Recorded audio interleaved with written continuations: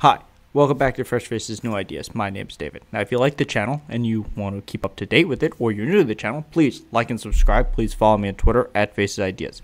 Now, in this video, we're going to talk about an executive order and something he's pushing as part of his American tax plan. Now, the executive order is good on its face. The problem is it's an infuriating half step for things that he could be doing more of, that he's being accused of doing, but he hasn't done them, so he could be doing more of. The other one is, it is a good idea, and it is incredible that this thing has to happen.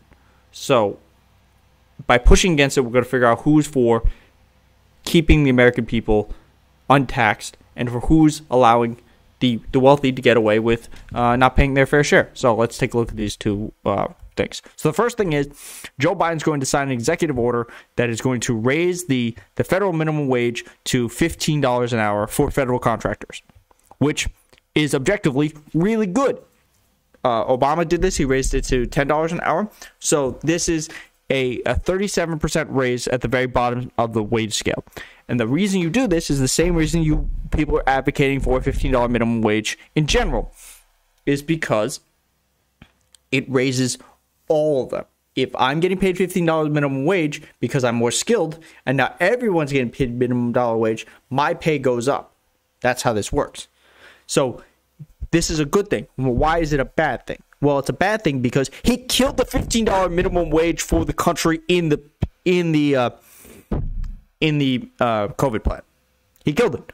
The parliamentarian said no. He could have said, you know what? Overrule the parliamentarian. We couldn't do that. Then, when a whole bunch of senators voted against it, he could have said, shut up and get in line to do this. The reason we know he didn't want to do this is because of who voted against it. When Chris Coons voted against it, we knew that the Biden White House didn't care about it. So that's the problem there. The other thing is, there's a whole lot of other executive orders he said he would do. We're still waiting for one to end at least $10,000 worth of federal student loans. We're still waiting for one on legalizing marijuana. He literally just has to sign a piece of paper. So whatever is on this, they can literally write a line that says, marijuana is no longer a Schedule I drug. Boom, done.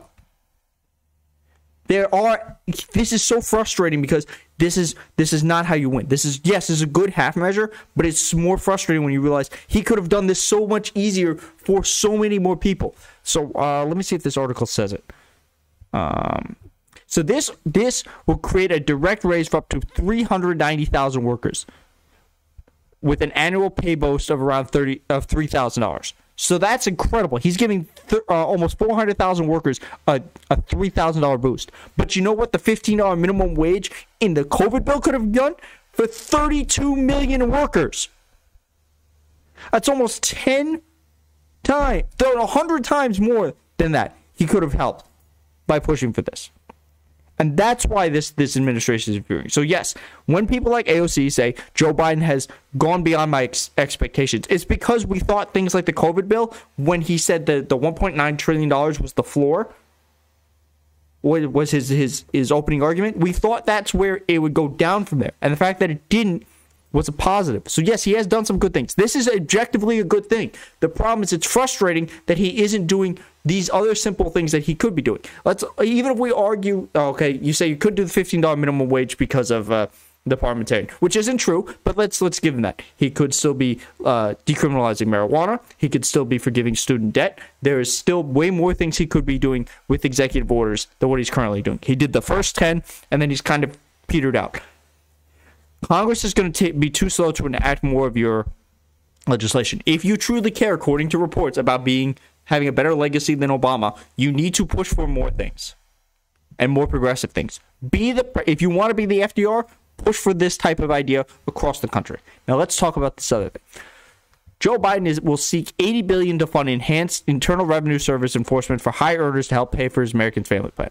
So this says that the Congressional Budget Office is skeptical, but it's going to get somewhere, because tax evasion, somewhere between $700 billion and $1 trillion a year is being kept away from in taxes by the rich due to tax evasion. Now, the most recent reporting is that this is going to make a return on investment about $780 billion. That's almost a 10-to-1 ratio for your dollars. You won't get a better ratio in almost any federal spending. So people say, oh, we can't afford to fund the IRS. You're making 10 times that number. I mean, this, if it comes out to the high end, because one of the IRS, the head of the IRS recently had a conference. He was being talked to the lawmakers. He said, look, we could lose up to $1 trillion a year. Let's say it's $1 trillion a year. That pays for the American Rescue Plan. That pays for his infrastructure bill in 5 years. And that's not counting anything that they produced in order to pay it back. So that's a huge, huge win. So yes, this should be a no-brainer. Any single senator who argues against this is just arguing for corruption. They're arguing for the tax don't need to pay as much taxes as they do, which they already argue. But even the taxes that we charge them, they don't have to pay them anyway because they're better than us. They pay my salary, the lawmaker's salary. They pay I'm corrupt, and I don't want them to pay more in taxes. There is no argument to be made against this. And the reason this is required is because the IRS has been defunded year after year in order to make it harder for them to go after people at the top. So that instead they go after people at the bottom, and that doesn't produce the tax revenue that this country needs. So yes, fund the IRS. So what did we learn? Look, objectively speaking, raising the federal minimum wage for contractors is a good bill. It's a good executive order. But it's frustrating that he's not doing more with it when he has the chance. That's why it's frustrating. The IRS thing is a no-brainer. The pitch is simple. Do you believe that people should pay their taxes? Yes? Yes? Then if so, good. Let's fund the IRS to make sure they do. Do you believe that American people deserve better things? Yes. Let's fund let's get the taxes. We're not even talking about raising the taxes. We're talking about paying what they owe in taxes as it is. So they pay that, and then we can fund other things to make people's lives better. This is how you raise everybody. There is no trickle-down economics. It doesn't exist. 50 years have proven it is a lie. So let's fund the IRS. Let's get people $15 minimum wage. And please like and subscribe to this video. Please like and subscribe to this channel. Please follow me on Twitter @FacesIdeas. And I will see you in the next one.